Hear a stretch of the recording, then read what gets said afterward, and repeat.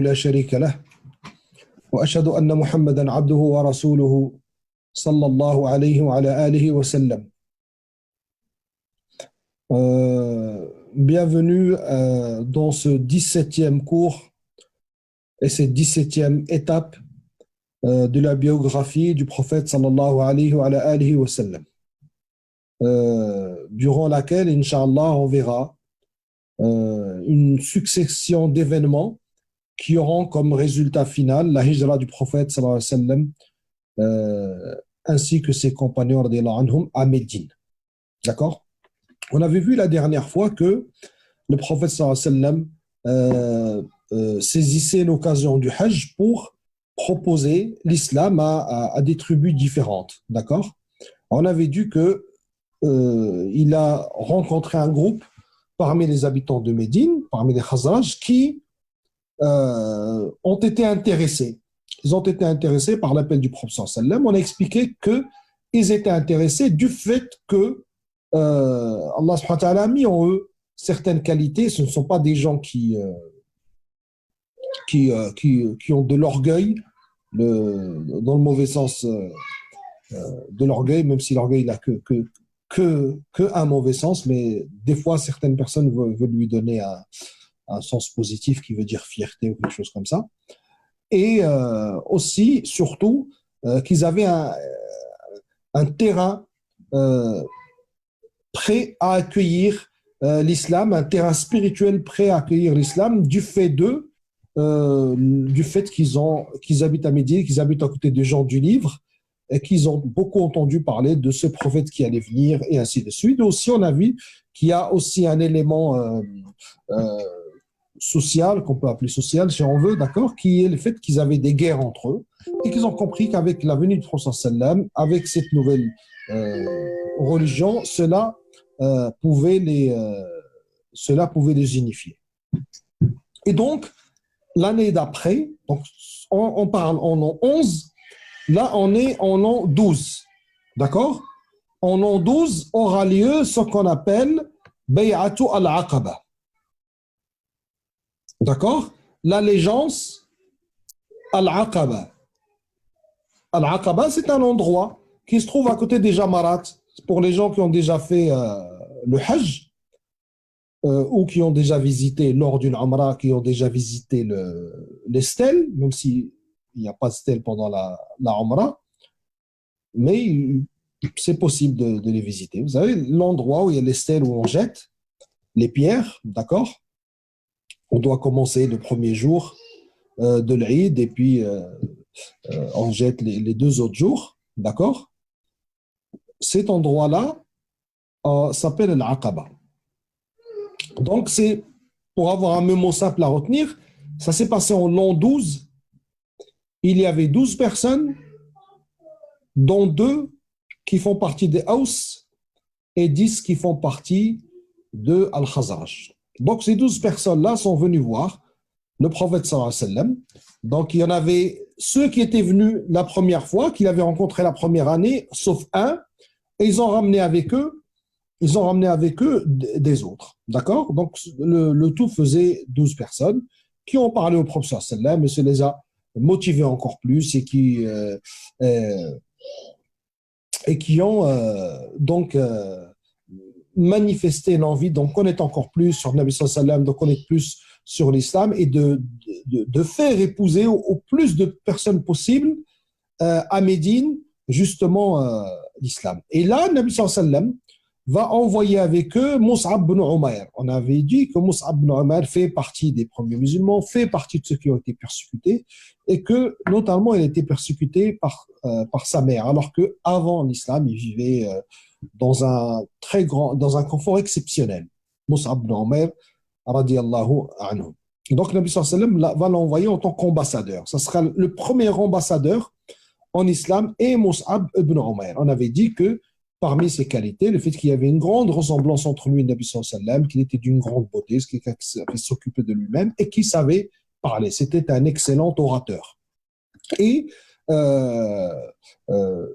arrivé à Médine, Mus'ab ibn Umayr fera du très bon travail et par sa cause, beaucoup de gens embrasseront l'islam en un temps record, notamment des gens d'une très grande importance comme Usayd ibn Hudayr et aussi et surtout Saad ibn Mu'adh, qui est un grand en islam, qu'on verra, Inch'Allah, avec nous dans d'autres cours. Donc l'islam de ces deux-là a fait que leurs tribus ont embrassé l'islam le même jour. À tel point, c'était des gens très respectés. Donc l'envoi de Mus'ab ibn Umayr, d'accord, l'envoi de l'homme qu'il faut, vous vous rappelez, l'autre fois on a parlé de l'homme qu'il faut, c'est une règle en islam, on dit toujours les gens qu'il faut là où il faut, on ne s'embarrasse pas à regarder les couleurs, les ceci, les autres, non, on envoie celui qu'il faut, d'accord.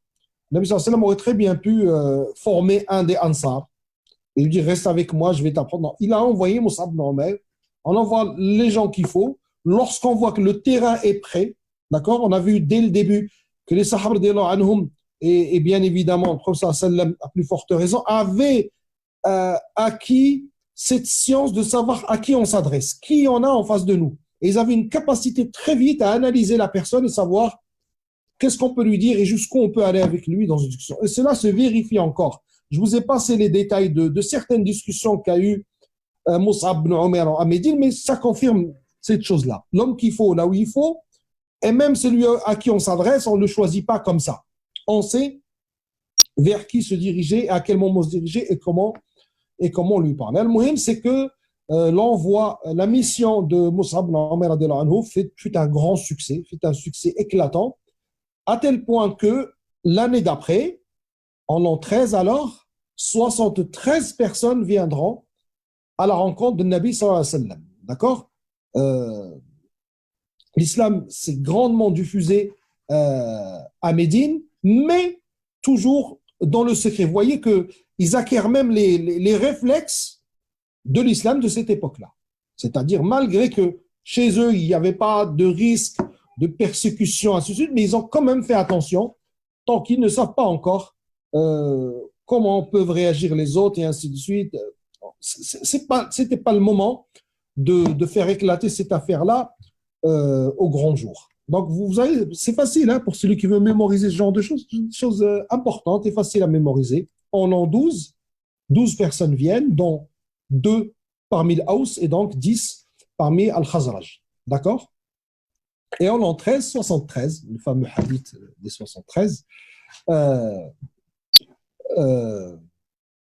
donc 73 personnes vont se dire jusqu'à quand on va laisser le Nabi sallallahu alayhi wa sallam vivre dans cette persécution à Mecca. Donc essayez de comprendre une chose, c'est que là on est dans une époque où il y a des gens qui sont musulmans, du vivant du prophète sallallahu alayhi wa sallam, qui aiment le prophète sallallahu alayhi wa sallam, qui entendent parler du prophète sallallahu alayhi wa sallam, mais qui ne l'ont jamais vu.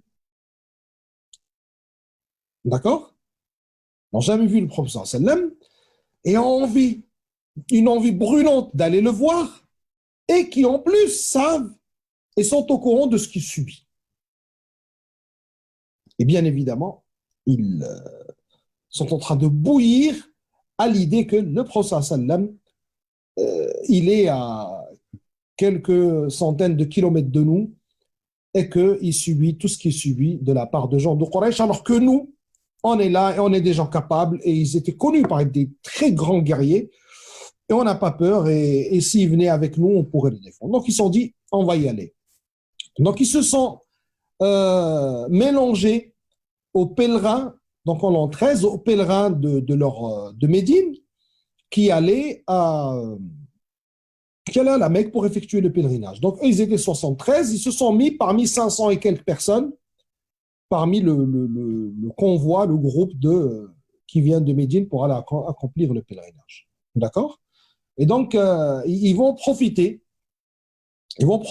à appeler une grande personnalité de l'islam, une grande personnalité à l'islam, et qui deviendra une grande personnalité de l'islam, qui est Abdullah ibn Amr ibn Haram. Abdullah ibn Amr ibn Haram, qui n'est d'autre que le père du compagnon Jabir ibn Abdillah. D'accord? Le grand compagnon Jabir ibn Abdillah, c'est Jabir ibn Abdillah ibn Amr ibn Haram. Et lui, c'était un grand dans leur tribu. D'accord? C'était un grand personnage. Et alors qu'ils sont assis avec lui, deux parmi les jeunes de, de- des Ansar, qui seront les Ansar plus tard, vont lui dire, Ya Aba Jabir, il dit, oh Abu Jabir, Wallahi, tu sais que tu es quelqu'un de très important et tu es quelqu'un de très respecté, kada. Et ça nous ferait vraiment mal au cœur qu'après tout ça, tu finisses comme charbon en enfer. Subhanallah, imaginez la manière d'appeler et le souci d'appeler. Vous voyez, ils sont dans un voyage, ils vont voir le professeur sallam. On imagine l'émotion qui devait être la leur, mais malgré cela, il y a quand même une priorité. C'est quoi la priorité? Appeler les gens au bien. Appeler les gens au bien. Parce que c'est du sérieux. Vous vous rendez compte? La sympathie qu'ils avaient pour cette personne-là, ils se sont dit comme quelqu'un comme ça, on va le laisser, nous, finir en enfer, alors qu'on peut au moins essayer en usant de tout ce qu'on connaît comme outil de sagesse, d'outils de sagesse, de science de la dawa, de savoir comment lui parler, à quel moment lui parler. Et ça a marché encore une fois de plus. Vous vous rendez compte que ça, c'est une science, il apparaît clair quand on étudie la sira que ça, c'est une science qui s'enseignait chez eux et qui se mettait en pratique. En plus aussi, on vous rappelez qu'on avait dit au début l'islam de la Mecque, il tournait autour de ça, les doros, les leçons, le Coran. D'ailleurs, Mus'ab ibn Umayr, il leur apprenait l'islam, c'était ça sa mission, lui, à la base. Apprenez l'islam à ceux qui ont déjà embrassé l'islam et en appelait d'autres à l'islam. Et il leur apprenait beaucoup le Coran, à quel point que son surnom à Médine était Al-Qari ou Al-Muqri, le récitateur. Pourtant, il leur parlait de fiqh, il leur parlait de paradis, d'enfer. Mais il était tellement, le Coran avait tellement une grande place dans sa da'wa qu'il était appelé euh, Al-Muqri ou bien Al-Qari. Donc on voit que tous, ils ont ces choses-là. Et donc, Abdullah ibn Amr ibn Haram, le père de Jabir, accepte d'embrasser l'islam avec eux, et donc ils le mettent au secret de leur affaire, ils lui disent qu'ils ont l'intention de venir pour rencontrer Nabi sallallahu alayhi wa sallam. Et donc, ils vont rentrer, parmi eux, il y a Ka'b ibn Malik, sahabi anhu, connu, c'est un poète d'abord qui était connu, et après ça, c'est lui qui aura l'histoire, qui sera parmi les trois qui ne se seront pas sortis dans une bataille avec Nabi sallallahu alayhi wa sallam, et que Nabi sallallahu alayhi wa sallam demandera qu'ils soient mis en quarantaine quelque part, que personne leur adresse la parole et que ça va durer euh, un certain moment. Et le Coran, c'est le Coran, leur libération entre guillemets sera révélée dans le Coran. Ka'b ibn Malik, un grand sahaba radiallahu anhu. Et donc Ka'b ibn Malik, lui, il va avec un autre jeune, il croise quelqu'un à Quraysh, ils lui disent où se trouve Nabi sallallahu alayhi wa sallam. Encore une fois, regardez, pourtant, on ne va pas redécrire le climat à Mecca. Comment ils ont su que lui, il va nous renseigner, il ne va pas nous causer du temps ou quoi que ce soit.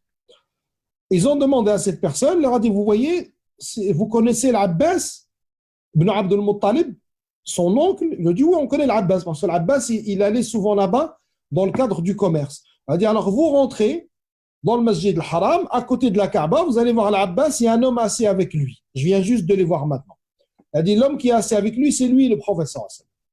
Imaginez dans quel état sont les Ansar. Ils arrivent, ils s'approchent de l'Abbas et du professeur et les saluent et ils sont donc que c'est qui ils se présentent. Le Nabi sallam dit à l'Abbas, est-ce que tu les connais? Il lui a dit oui. Lui, c'est un tel, il est important dans sa tribu, et lui, c'est Ka'b ibn Malik. Et là, le Nabi sallam, il dit, Ash-Sha'ir, le poète, Ka'b ibn Malik, le poète. Et ça avait l'air de lui faire plaisir. Ka'b ibn Malik dira, je n'ai jamais ressenti autant de bonheur que lorsque j'ai j'ai entendu le Nabi sallallahu alayhi wa sallam, j'ai compris que le Nabi sallallahu alayhi wa sallam me connaît et qu'il était content que je sois là. Et donc, ils vont se donner rendez-vous au 12e jour. Vous voyez, après l'Eid, il y a 3 jours qu'on appelle Ayyam al-Tashriq. D'accord? Le jour du milieu, le 12e jour, dans l'Aqaba, ils se sont dit on va se donner un rendez-vous là-bas.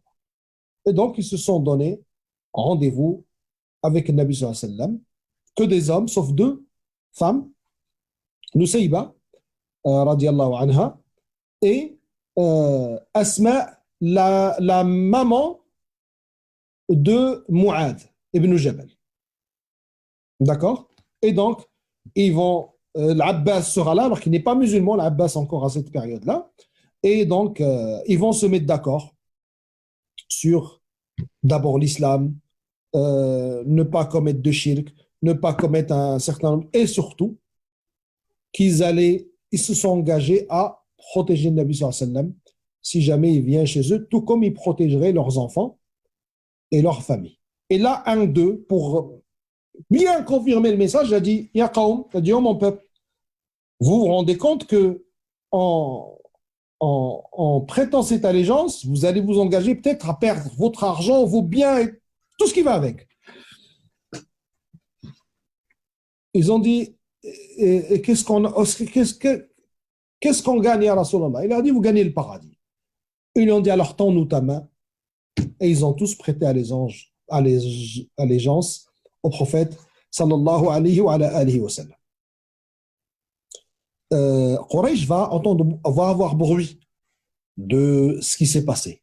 D'accord? Il viendra au début enquêter, une première enquête qui ne donnera pas grand-chose. Mais plus tard, il sera confirmé que cette réunion a bien eu lieu. Ils en sauront beaucoup plus sur les détails et donc sur l'état de l'islam à Médine et que le prophète sallam s'apprête à aller à Médine. Et Médine, encore une fois de plus, c'est pas n'importe quoi. Ce sont des gens très aguerris, qui sont connus dans le domaine de la guerre, ainsi de suite. Et donc, bien évidemment, là, on va vraiment, selon eux, perdre le contrôle de la situation. Là, on ne s'adresse plus à un individu, ni à une famille, ni à une de nos tribus qu'on a pu mettre en quarantaine, ni à quelques individus qu'on peut torturer non, là, on va s'adresser à une entité qui est certes pas aussi grande que la nôtre, mais qui peut nous tenir tête. Et bien évidemment, il faut éviter que ça arrive. Et donc, les persécutions se sont accélérées et ordre est venu au Nabi sallallahu alayhi wa sallam pour la hijra. Et le Nabi sallallahu alayhi wa sallam ordonne à ses compagnons de faire la hijra. D'abord, on voit, comme le souligne un cheikh, rahimahullah, Cheikh Mohammed al-Ghazali, il dit, regardez comment le Nabi sallallahu alayhi wa sallam, il part en dernier.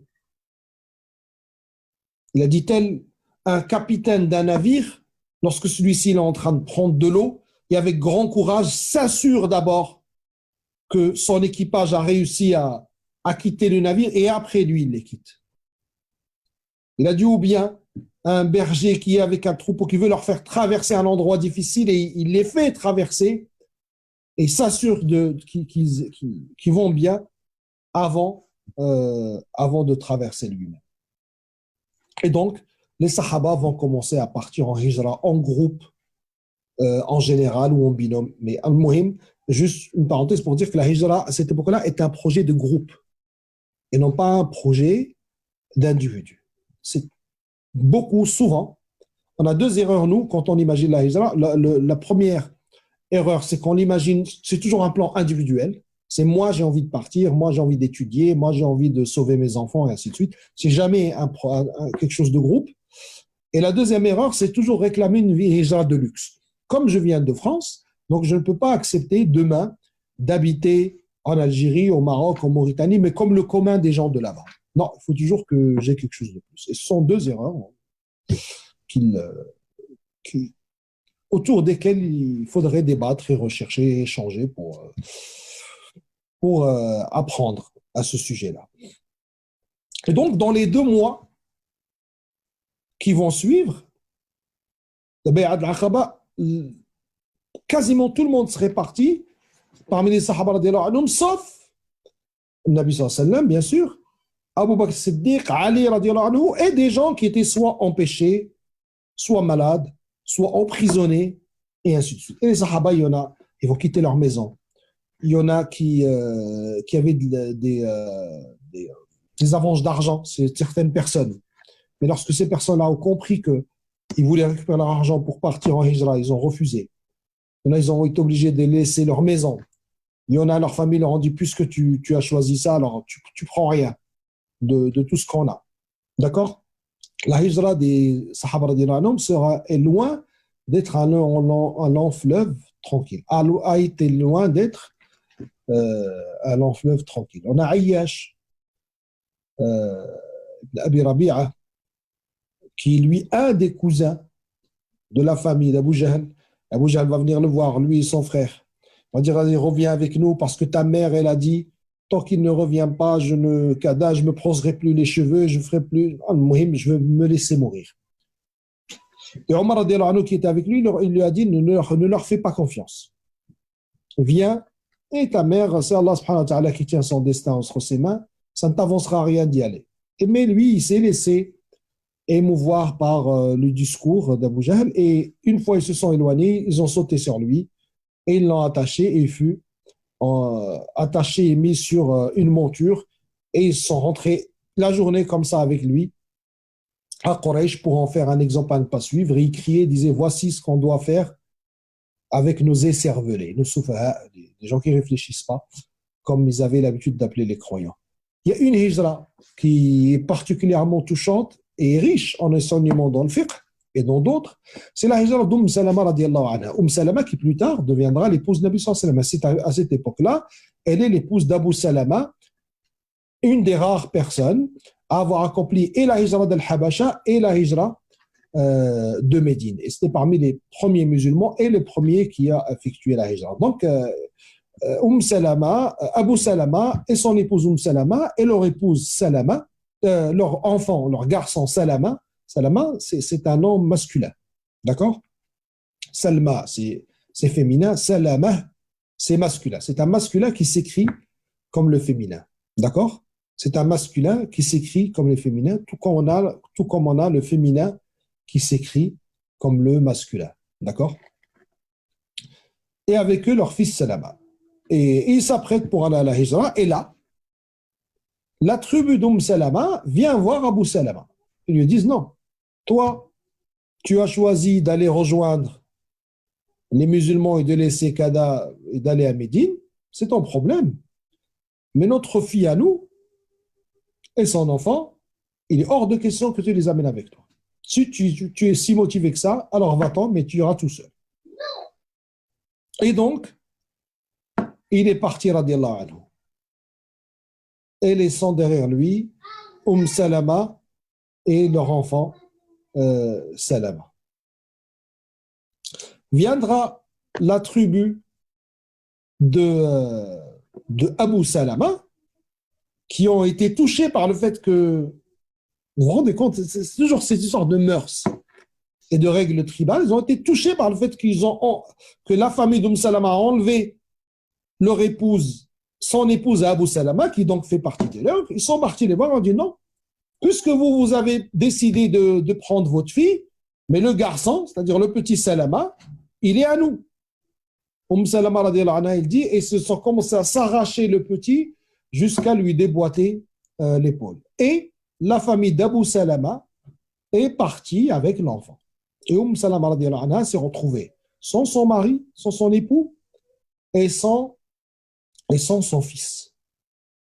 Et cela a duré 1 an. Radiallahu anha, elle raconte, elle dit, je sortais le matin, d'accord, aux alentours du lever du soleil, et je pleurais.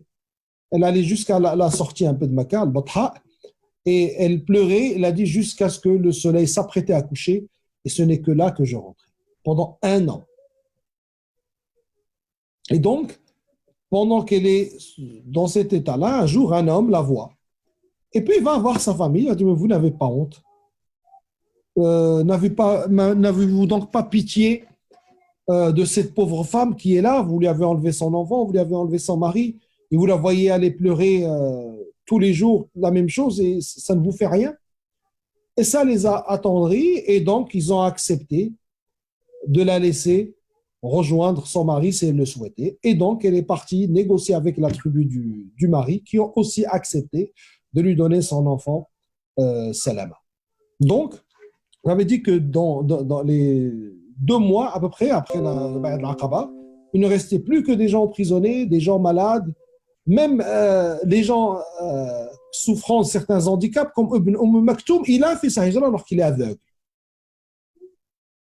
Il a fait, il a fait sa hijra. D'accord. Bien évidemment, hein, est-ce qu'il y a une hijra aujourd'hui? Est-ce qu'elle est obligatoire? Ça, c'est un grand sujet. Je ne peux pas le traiter dans une parenthèse. C'est pour ça que je ne suis pas trop rentré dedans. D'accord. Il n'y a pas le moindre doute que vivre dans un pays musulman, c'est toujours meilleur. D'accord.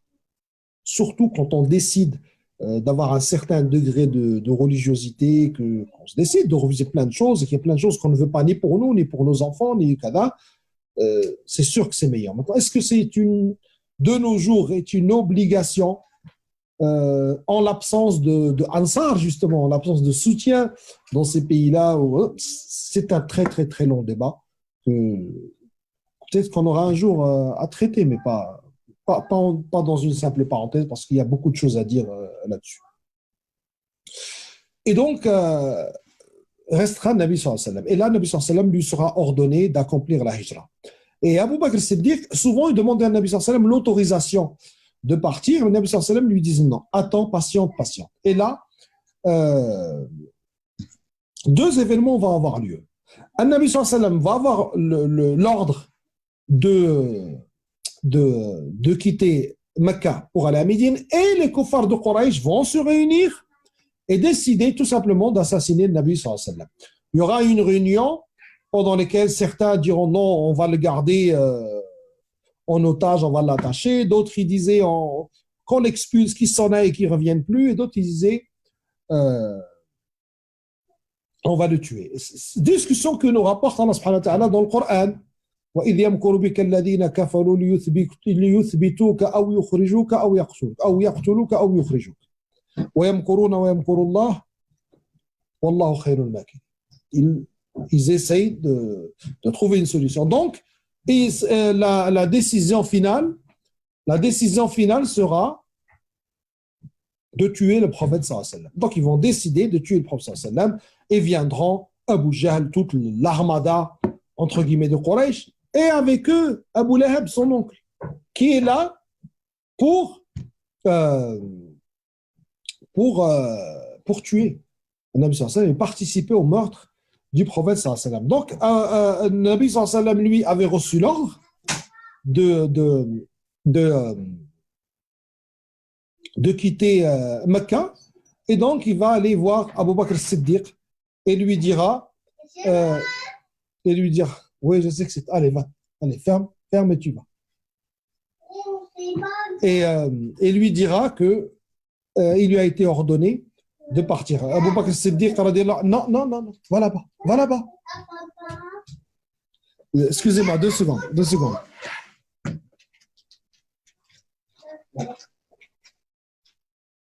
On n'est plus.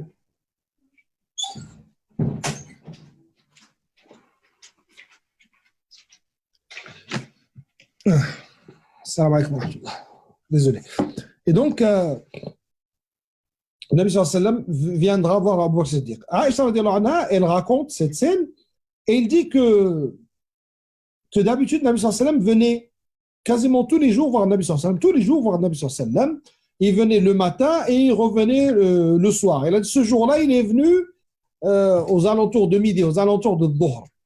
Et lorsqu'il a demandé l'autorisation, Abu Bakr Siddiq lui dit Ya Rasulallah, et lorsqu'il a su que c'est le prophète sallallahu alayhi wa sallam, il dit c'est le Nabi sallallahu alayhi wa sallam, et s'il est venu à cette heure-ci, c'est qu'il y a quelque chose d'important à me dire.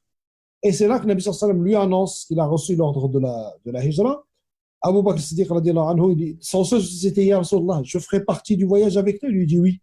Et alors, le Nabi sallallahu alayhi wa sallam lui dit oui. Abu Bakr Siddiq pleura de joie, et Aïcha radiallahu anha dira cette belle phrase. Elle dira c'est la première fois de ma vie que j'ai compris qu'un homme pouvait pleurer de joie.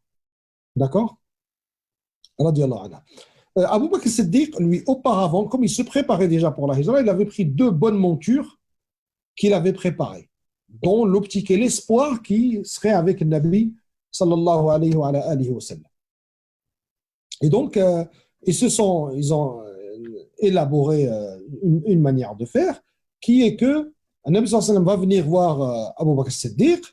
Abu Bakr Siddiq avait une porte à l'arrière de sa maison, d'accord, d'où personne ne les verra sortir, et ils sortiront, au lieu d'aller vers le nord, la route pour aller à Médine, ils iront vers le sud et vont résider dans la grotte de Thawr pendant 3 jours, le temps d'égarer les gens de Quraysh qui partiront certainement à leur recherche.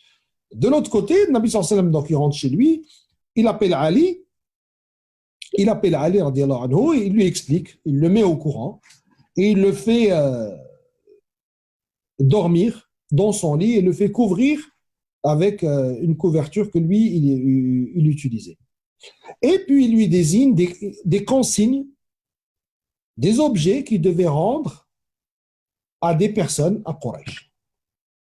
Parce que, figurez-vous, pendant qu'il traitait le Nabi sallallahu alayhi wa sallam de menteur et de sorcier et kada, officiellement, mais officieusement, au fond d'eux-mêmes, ils savaient que le Nabi sallallahu alayhi wa sallam ne ment pas et qu'il était digne de confiance. À tel point que tous ceux qui avaient quelque chose d'important, de grande valeur, ou pour laquelle ils s'inquiétaient qu'elle soit volée, quelque chose comme ça, ils venaient la donner au prophète sallallahu alayhi wa sallam. Et le prophète sallallahu alayhi wa sallam, avant de partir, fuyant ces gens-là qui les persécutent, qui l'ont persécuté, et ont persécuté ses compagnons, et ont tué ses compagnons, il laisse la consigne de leur rendre leurs affaires. Comparez ça avec certains autres comportements qu'on peut voir, ou de personnes qui te disent, vu que je vais partir, là-bas, je vais prendre un crédit, je vais partir, ou quelque chose de ce genre-là. D'accord? Donc, Nabi sallallahu alayhi wa sallam, jusqu'au bout, il est loyal et il est honnête. D'accord? Et là, les gens de Quraysh vont venir et se mettre donc autour de la maison de Nabi sallallahu alayhi wa sallam, et Abu Jahl toujours aux manettes, toujours en train de parler et moquant Nabi sallallahu alayhi wa sallam. D'accord? Et Nabi sallallahu alayhi wa sallam sortira devant eux en récitant les débuts de Surat Yasin. Allah subhanahu wa ta'ala les aveuglera. Nabi sallallahu alayhi wa sallam, il tenait dans sa main de la terre et il a mis de la terre sur leur tête, sur la tête de chacun d'eux, et il est passé, il est rentré devant et il est parti. Mesurez le courage du prophète sallallahu alayhi wa sallam à sortir de chez soi alors que il y a des gens devant chez vous, tous armés, et qui n'attendent qu'une chose, c'est de vous tuer. Et Allah subhanahu wa ta'ala l'a informé que leur intention était de le tuer. Mais il informe aussi qu'il n'en sera rien. Mais ça demande du yaqin. Ça demande beaucoup de certitude en Allah subhanahu wa ta'ala et beaucoup de bonne opinion en Allah subhanahu wa ta'ala. Et donc, il va sortir, le Nabi sallallahu alayhi wa sallam devant eux, et va rejoindre Abu Bakr, et vont exécuter les plans tels que prévus, et vont se retrouver dans leur art de Thawr qui existe jusqu'à aujourd'hui, qu'on peut visiter jusqu'à aujourd'hui, même s'il est dur pour arriver. Il faut compter 1h30 à peu près de marche, c'est dans une montagne, d'accord? Ça n'a rien à voir avec Hira, c'est Jabal Thawr dans lequel il y a le art de Thawr. Les kuffars de Quraysh, une personne va passer, va leur dire, qu'est-ce que vous êtes en train de faire là? Il va dire, on attend Mohammed. Il a dit, Mohammed, il vous a moqué, il est sorti. Je l'ai croisé. Et eux, quand ils regardaient, pour eux, c'était Ali, radiyallahu anhu. D'accord?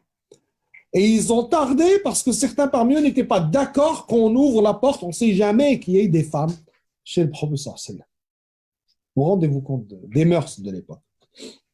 Et donc, ils se rendent compte que c'est Ali, et ils le frapperont, radiallahu anhu, et ils lui demanderont de dire où est-ce qu'il est Nabi sallallahu alayhi wa sallam, et il ne dira rien. D'accord? Et euh, il rendra, avant de partir, il rendra les dépôts qu'il lui a demandé de rendre le prophète sallallahu alayhi wa sallam. Donc, le Nabi sallallahu alayhi wa sallam ainsi qu'Abu Bakr vont rester 3 jours dans le Ghar de Thawr, 3 jours pendant lesquels un plan minutieusement préparé aura lieu, consistant à ce que Asma, la fille d'Abu Bakr Siddiq, elle allait les voir. Elle était enceinte de 9 mois. Elle montait dans la montagne, elle leur ramenait à manger et ainsi de suite.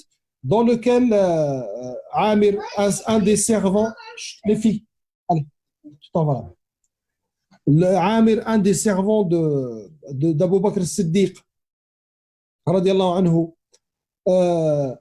fait un troupeau. Donc il marche avec le troupeau, d'accord? Il fait marcher le troupeau, il va l'emmener vers là où il y a le Nabi sallallahu alayhi wa sallam, comme ça ils ont profité, ils pouvaient boire le lait. Et en même temps, il effaçait les traces du fils d'Abu Bakr Siddiq, qui lui aussi, il montait les voir la nuit, et avant de revenir, il passait la journée à Quraysh pour voir où en étaient les plans de Quraysh. Donc, ils avaient donné rendez-vous à quelqu'un qui s'appelle Abdullah ibn Urayqit, qui n'était pas un musulman. Il y a deux éléments. Lui, Abdullah ibn Urayqit, n'était pas un musulman, et l'homme qui va aider Salama, une fois il lui sera autorisé de faire l'hijra, non plus, n'est pas musulman, et il accomplira le voyage avec elle, et elle voyagera sans mahram, vu que son fils il est encore petit. Et c'est l'un des arguments qu'utilisent ceux qui disent qu'une femme peut voyager, bien évidemment, sans mahram, à partir du moment qu'elle est en sécurité, du fait qu'elle est dans un groupe ou avec des gens de confiance, ou comme se passe de nos jours, quoi. Quand vous ramenez votre épouse ou votre sœur ou votre mère à l'aéroport de Marseille, elle va prendre un avion, il n'y a pas de brigands, il n'y aura pas de brigands dans un avion Air France d'accord, voilà.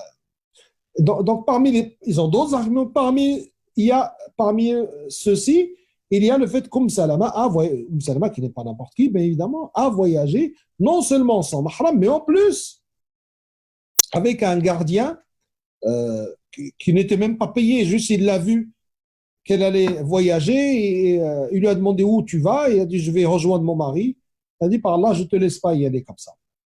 Elle a raconté à quel point il s'est bien comporté avec elle, il ne lui a pas adressé la parole, il était toujours protecteur, mais de loin. Et puis lorsqu'il devait s'arrêter dans un endroit pour se reposer, il venait, il se faisait baisser la monture Salama, et puis il partait. Et avant de revenir, il prévenait qu'il allait revenir, et plus tard, d'ailleurs, ce sera quelqu'un qui embrassera l'islam. Et donc, Abdullah ibn Urayqit, même ça lui fera confiance. Et encore une fois, regardez, ça se répète, j'insiste dessus pour qu'on on l'intègre. D'accord? Encore une fois, ils ne se sont pas trompés, ils ont choisi une personne qui ne les dénoncera pas aux gens de Quraysh.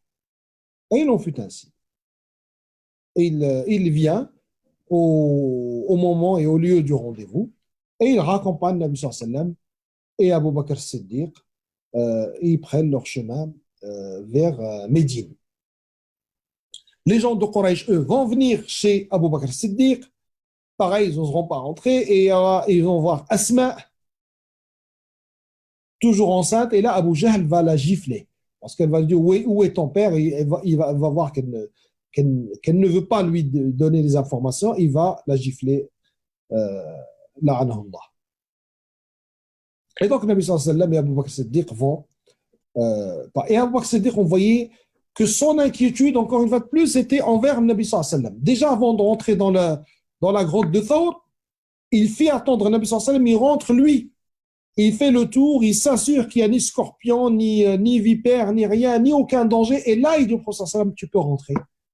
Et il lui donne la meilleure des places. Et c'est là où il y a eu la fameuse, où ils sont venus presque jusqu'à Jésus. Si l'un d'eux baisse le regard, il les aurait vus, mais Allah subhanahu wa ta'ala les a aveuglés, ils ne les ont pas vus. D'accord? Et de même, pendant tout ce voyage, ils verront qu'ils sont sous la protection d'Allah subhanahu wa ta'ala, et les gens de Quraysh vont envoyer plus d'une personne pour les chercher, vont donner une récompense pour celui qui les ramène mort au vif, comme diraient les Américains. Et, euh, et malgré ça, Allah subhanahu wa ta'ala, il les a protégés. Allah subhanahu wa ta'ala, il les a protégés. Le Nabi sallallahu alayhi wa sallam, en sortant de Mecca, il pleurait. Il regardait Mecca, il disait par Allah, tu es l'endroit que j'aime le plus. Et si ton peuple ne m'aurait pas fait sortir, ne m'aurait pas forcé à te quitter, je ne t'aurais jamais quitté. Et on voit là que les gens restent attachés à leur terre, euh, quels que soient les événements qui peuvent peut-être les faire quitter ces terres-là et les faire habiter ailleurs où il fait meilleur de vivre et ainsi de suite. Il y a peut-être plus de moyens, mais on reste toujours attaché à notre pays, à l'endroit de nos parents et à l'endroit Akada. Et cela n'a rien à voir avec la Akida, cela c'est humain. C'est pour ça que quand on voit un frère qui est converti et qui aime son pays, on ne va pas commencer à lui parler, tu n'as pas la Akida et tu ne connais pas l'alliance et le désaveu, et ça n'a rien à voir. Il aime l'endroit où sont nés ses parents, ses grands-parents, l'endroit où il a sa famille. On appelle ça jibilli, c'est un amour naturel.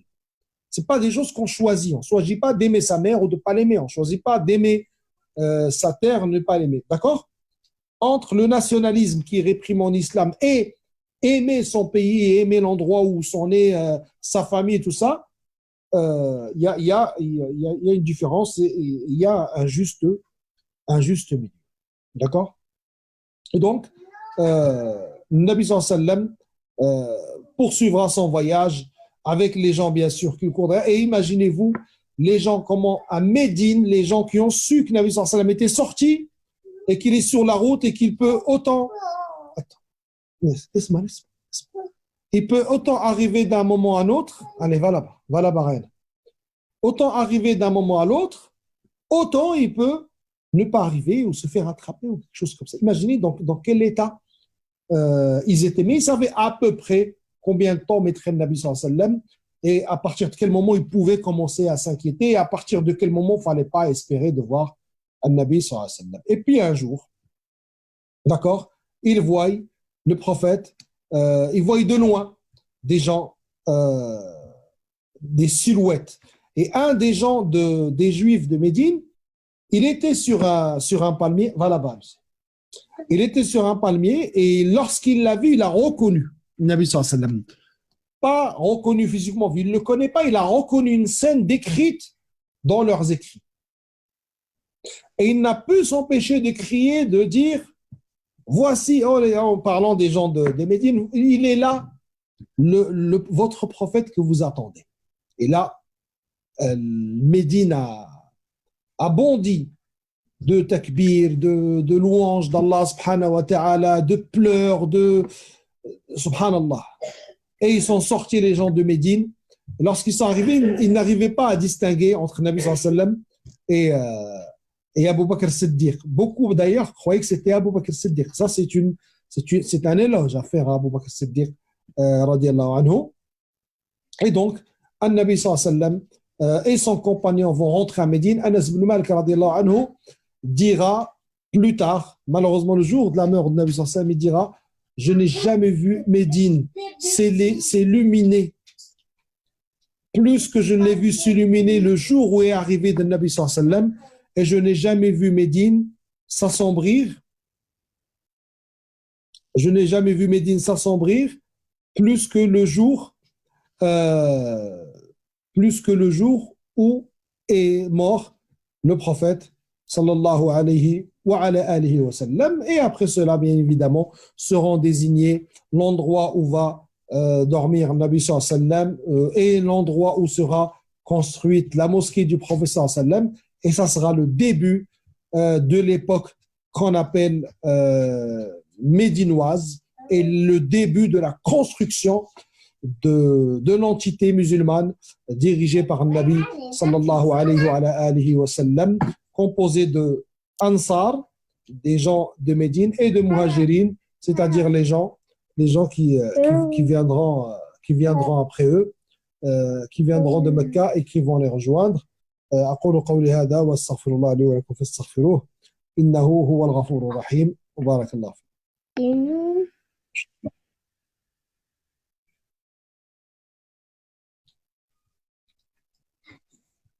Allahu A'lam, je ne connais pas ce récit, Akhi Ibrahim. Je sais qu'il y a beaucoup de choses qui vont être dites, notamment l'histoire de la colombe, l'histoire de l'araignée et tout ça. Tout le monde n'est pas d'accord pour authentifier ce genre de choses, surtout que le Coran, il dit, subhanallah, وَجُنُودًا لَمْ تَرَوْهَا. Et Allah subhanahu wa ta'ala